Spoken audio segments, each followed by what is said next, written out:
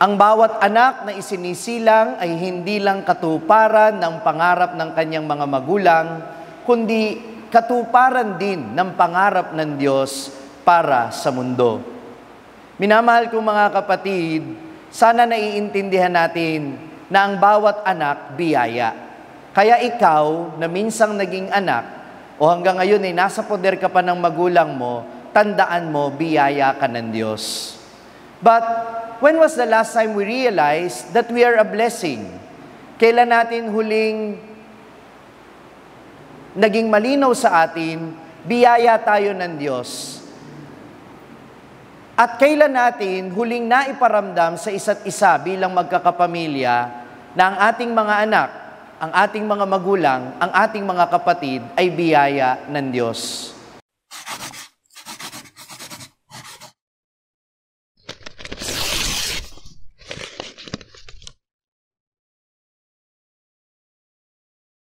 Ang mabuting balita ng Panginoon ayon kay San Lucas. Nang dumating ang araw ng paglilinis sa kanila, ayon sa kautusan ni Moises, dinala si Jesus ng kanyang mga magulang sa Jerusalem upang iharap sa Panginoon. Nang maisagawa na nila ang lahat ng bagay ayon sa kautusan, bumalik na sila sa kanilang bayan sa Nazareth, Galilea. Ang batay lumaking malakas, marunong at kalugod-lugod sa paningin ng Diyos. Ang mabuting balita ng Panginoon.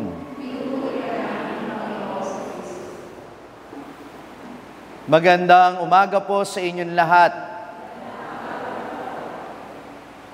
Ang bawat anak na isinisilang ay hindi lang katuparan ng pangarap ng kanyang mga magulang, kundi katuparan din ng pangarap ng Diyos para sa mundo.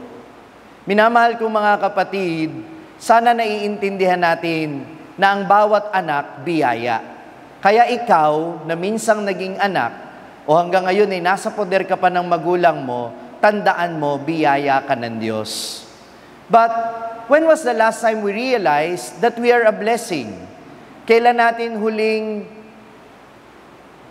naging malinaw sa atin, biyaya tayo ng Diyos?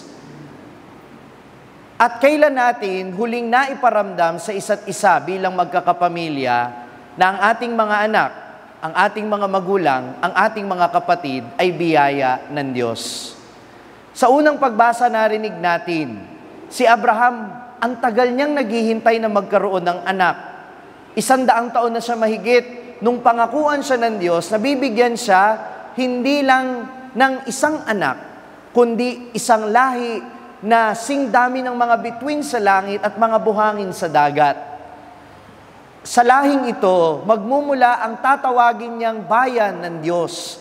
At sa lahing ito rin magmumula ang isang isisilang na tagapagligtas, walang ibang ating Panginoong Hesukristo na katuparan ng pangakong kaligtasan ng Diyos sa sanlibutan. Kaya tingnan ninyo, talagang lahat ng anak ay biyaya.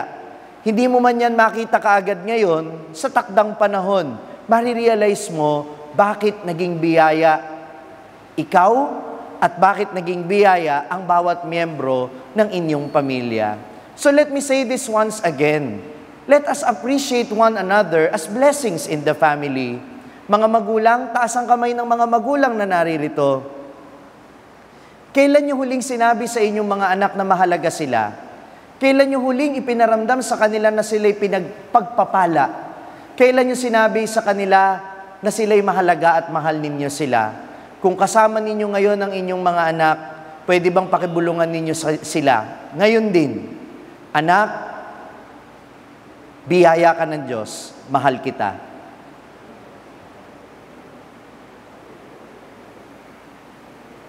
Tingnan niyo yung mga itsura ninyo. Hiyang-hiya kayo.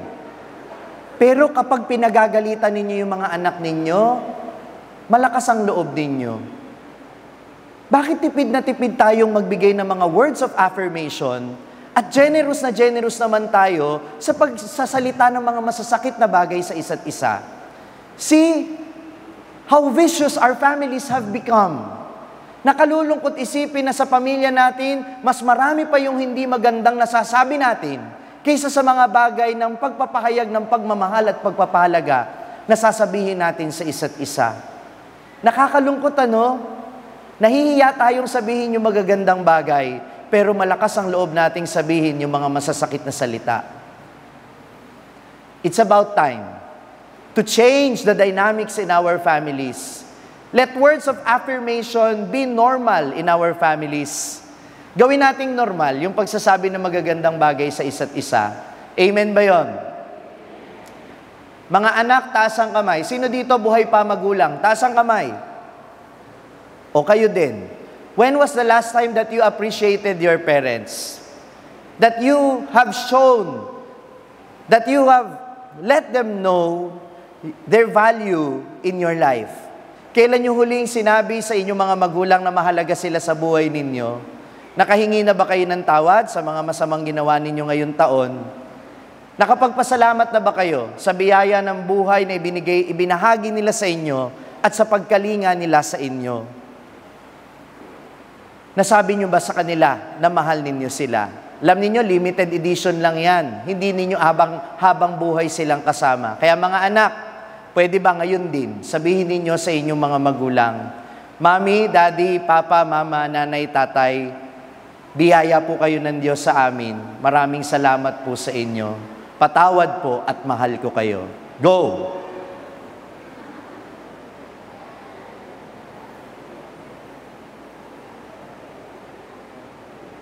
Palakpakan niya natin ang bawat isa.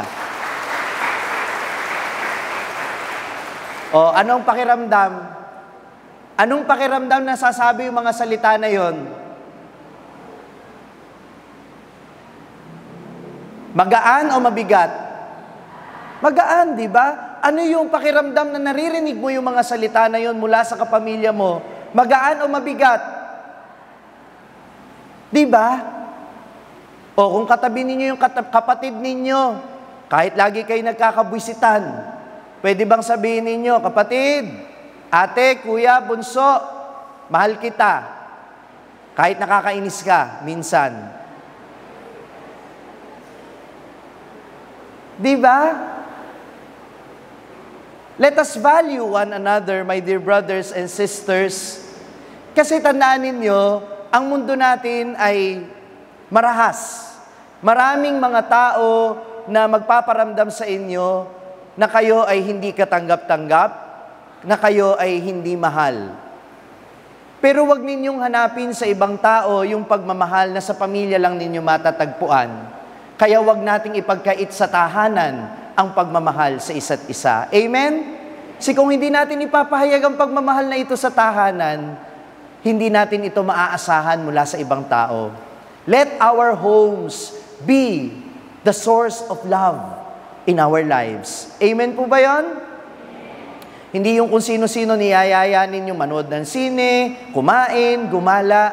Sana yung kapamilya ninyo, naiisipan din yung yayain, pahalagahan at sabihin ninyong mahal ninyo sila. Amen? Pero tandaan nyo ha, ang pagmamahal ay hindi pag-aangkin.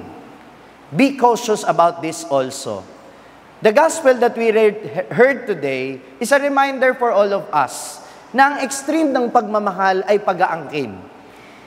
Na pwede nating isipin, mahalaga itong anak ko, kaya akin siya. Ako ang magdidesisyon para sa kanya. Ako ang masusunod sa buhay niya. Ganon din kung minsan yung mga anak sa mga magulang. Mahal ko sila, kaya ako ang magpapasya sa kanila kapag sila'y matanda na, ako na ang masusunod sa buhay nila.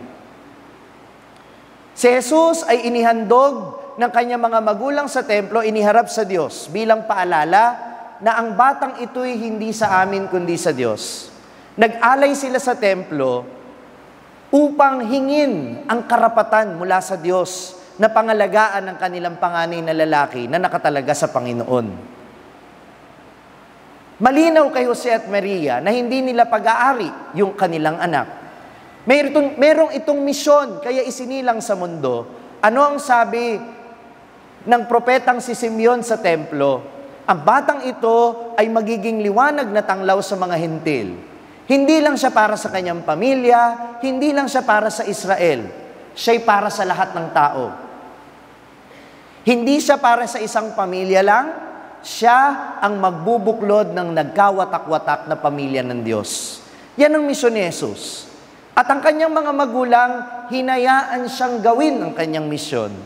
Kahit karpintero si Jose, hindi niya pinilit magkarpintero si Jesus. Dumating ang panahon na kinakailangang umalis ni Jesus sa poder ng kanyang mga magulang at gawin ang kanyang misyon.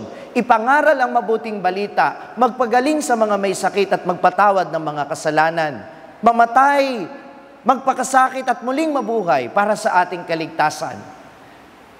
His parents did not prevent him for doing what is the will of God for him. Hindi pinigilan ng kanyang mga magulang na gampanan niya ang kanyang misyon na ipinagkatiwala sa kanya ng Diyos. Dahil alam ng kanyang mga magulang na hindi niya pag-aari ang kanilang anak.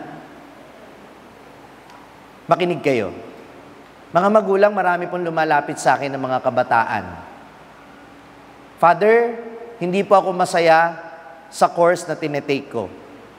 Kasi po, magulang ko lang ang pumili nito. Father, hindi ako masaya sa karir ko. Kasi kaya ako lang naman pinili ito, gusto ng magulang ko. Una, gusto kong pasalamatan. Gusto kong pasalamatan yung mga anak na masunurin sa kanilang mga magulang kahit labag sa kanilang kalooban. We should appreciate these young people. Pero mga magulang, gusto ko kayong kausapin. Hindi nyo trabaho ang mangarap para sa inyong mga anak. Ang trabaho ninyo at ang pinagkatiwalang responsibilidad ng Diyos sa inyo ay ito. Tulungan ninyong matuklasan ng inyong mga anak ang pangarap ng Diyos para sa kanila at tulungan ninyo silang makamit ang pangarap na ito. Ang pangarap ng Diyos ay itinanim na ng Diyos sa kanilang kalooban noong isilang pa lang sila. Hindi kayo ang magdidikta ng dapat na maging pangarap nila. Kayo ay nandyan para tulungan silang matuklasan anong pangarap na yun ng Diyos para sa kanila at paano nila ito matutupad sa kanilang buhay. Hindi lahat dapat maging doktor. Hindi lahat dapat maging engineer. Hindi lahat dapat maging nurse. Yung iba, tinawag ng Diyos para maging artista. Yung iba, tinawag ng Diyos para maging pari o madre. Yung iba, tinawag ng Diyos para maging hairstylist. Yung iba, tinawag ng Panginoon para maging embalsamador. Huwag nating maliitin yung mga pangarap na ito o itong mga katungkulan na ito, itong mga gampanin na ito sa mundo na hindi naman ipinagkakatiwala ng Diyos sa lahat. Kaya igalang natin kung ano yung gusto ng kanilang kalooban. Anak, mag-engineer ka kasi wala pang engineer sa atin. Anak, mag-doktor ka, mag-arkitekto ka kasi yan ang trabaho ng ating pamilya. O di ikaw na lang mag-aral. Huwag mong pilitin yung anak mo. Uulitin ko, ang trabaho ng magulang, hindi mangarap para sa kanyang anak, kundi tulungan ng kanyang anak na matuklasan ano ang pangarap ng Diyos para sa kanya at tulungan ang kanyang anak na makamit ang pangarap na ito. Nagkakaintindihan tayo. Alam kong masakit ito para sa ibang magulang kasi ang tingin ninyo sa mga anak ninyo, trophy. Kasi ang tingin ninyo sa mga anak ninyo, investment.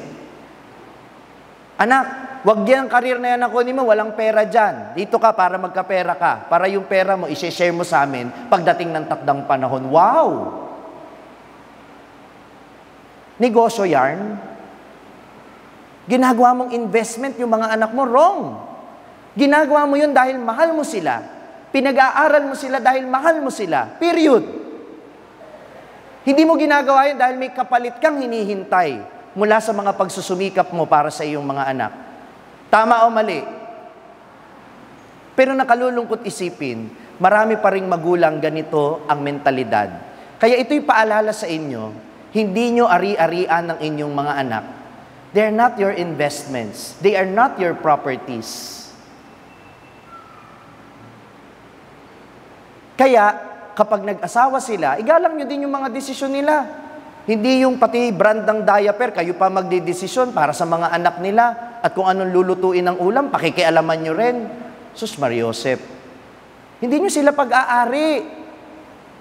There should come a time na hahayaan ninyo silang tumayo sa sarili nilang mga paa because true love is not only holding on but letting go. Tama o mali? Speaking of which, mga anak,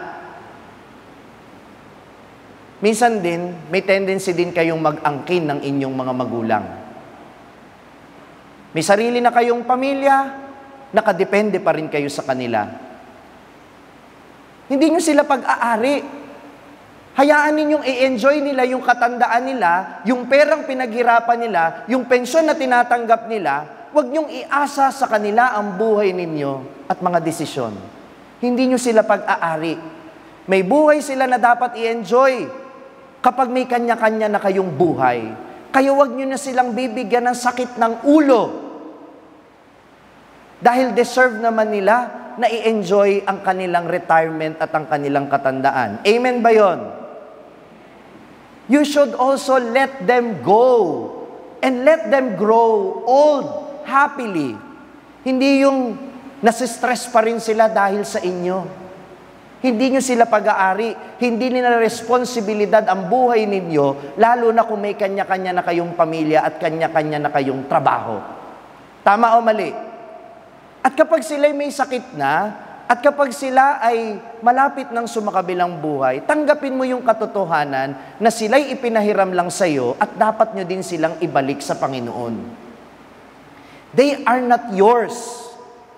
Kaya pag sinabi sa iyo ng magulang mo, pag ako nagkasakit, huwag nyo na akong i-resuscitate. Pag ako'y nagkasakit, huwag nyo na akong patutubuhan. Kapag ako ay malapit ng mamatay, huwag ninyo na akong lalagyan ng mga kung ano-anong aparato. Hayaan ninyo akong mamatay. Igalang ninyo ang desisyon ng magulang ninyo. Father, hindi ko po kayang mawala yung magulang ko. Father, sorry, hindi ko po kayang mawala. Nanay, tatay, lumaban ka. Huwag mo kaming iiwan. O sige, palit kayo. Ikaw ang tutubuhan at siya iiyak dyan. Learn how to let go. Because letting go is a form of love. Igalang ninyo, yun na nga lang yung ultimate gift na maibibigay ninyo sa kanila. Yung wag nyo na silang pahirapan kung gusto na nilang sumuko. Yung kung gusto na nilang bumalik sa Panginoon, i-let go na ninyo. Yung igalang ninyo, yung desisyon nila, oo, matanda na sila. Pero may kapasidad pa rin naman silang magpasya. Huwag nyo nang pakialaman. Igalang na lang ninyo. Pagmamahal yun. Huwag mong iisipin lang yung nararamdaman mo, isipin mo rin yung nararamdaman ng magulang mo, lalo na pag nahihirapan na siya. Don't be selfish. Don't get me wrong, ha? Naintindihan ko kung nalulungkot kayo, nagdadalamhati kayo. Masakit naman talaga na mawala ng mahal sa buhay. Pero ganun talaga. Hindi sila sa atin. Sa Diyos sila. Let us realize that maikli lang ang oras natin dito sa mundo. Kaya nga wala tayong dapat oras na sinasayang para ipahayag ang pagmamahal sa bawat kapamilya natin. Tama o mali? Tama o mali? Huwag na nating hintayin na huli na ang lahat bago natin masabi yung mga salitang salamat, mahal kita, at patawad. Kasi baka kaya tayo naghahabol, kaya hindi tayo makapag-let go, kasi guilty tayo dahil hindi natin na iparamdam yung pagmamahal sa kanila nung nabubuhay pa sila. Kaya kung kailan huli at saka ka naghahabol. Wag sanang ganun. Mga magulang, mga anak, mga magkakapatid, magkakapamilya tayong lahat. Kaya sana, hanggat may buhay tayo dito sa mundo, gamitin natin ang bawat sandali para maiparamdam ang pagmamahal sa isa't isa, pagpapahalaga na hindi nag-aangkin, pagpapahalaga na nakikinig at gumagalang sa bawat isa. Yan ang pagiging pamilya. Mga magulang, uulitin ko, hindi ninyo tungkulin ang mangarap para sa inyong mga anak, kundi tulungan sila na matupad ang pangarap ng Diyos para sa kanila. Mga anak, ganun din. Ganun din kayo sa inyong mga magulang. Hindi ninyo tungkulin na sila ay panghawakan habang panahon. Kapag sila'y matanda na, kayo naman ang mag-aakay sa kanila pabalik sa Panginoon. It is your duty to let them go and to help them face the Creator at the last moments of their lives. Nung una, tayo ang pinalalaki nila, para mapalapit sa Panginoon. Pero sa wakas ng buhay ng ating mga magulang, tayo naman ang maghahanda sa kanila para humarap sa Panginoon. Ganda, no? Ang ganda. Ganyan ang buhay pamilya. At sana ma-inspire tayo ng Holy Family. Hindi naman perpektong pamilya, ang banal na pamilya. Marami din silang pinagdaanan. Para kayo din. Pero ang banal na pamilya ay hindi yung walang problema, hindi yung walang pag-aaway, hindi yung walang pagtatalo. Ang banal na pamilya ay ang pamilyang pinipili pa ring mahalin ang isa't isa sa kabila ng mga pagkukulang, sa kabila ng mga pagkakamali, at sa kabila ng mga kasalanan sa isa't isa. Bago maghiwalay ang taon, sana maisabi natin sa mga kasama natin sa bahay, sa bawat kapamilya natin, salamat, patawad, mahal kita. Amen. Kung na-bless ka ng pagninilay natin sa araw na ito, huwag mong kalimutang mag-subscribe sa page na ito at i-click ang bell button para manatiling updated sa tuwing nag-upload tayo ng mga pagninilay dito. At syempre, hindi pwedeng ikaw lang ang nabe-bless. Kung gusto mo ring ma-bless ang iyong mga kaibigan at mahal sa buhay, i-share ang link ng video na ito sa kanila. Ako po si Father Franz Dizon, ang content creator ng Sa Madaling Sabi na matatagpuan ninyo sa iba-ibang social media platforms. Pari ng Diocese ng Malolos, at ngayon ay matatagpuan na rin po ninyo ang aking mga pagninilay sa #1 Catholic app in the world, ang Hallow. 400,000 po na Pilipino na ang nakasubscribe sa Hallow. Ano pang hinihintay ninyo? I-download na po ninyo ng libre ang Hallow app sa inyo pong Google Play Store o kaya naman ay Apple App Store. Magkita-kita po tayo hanggang sa aking susunod na pagninilay dito sa ating page, ang Sa Madaling Sabi.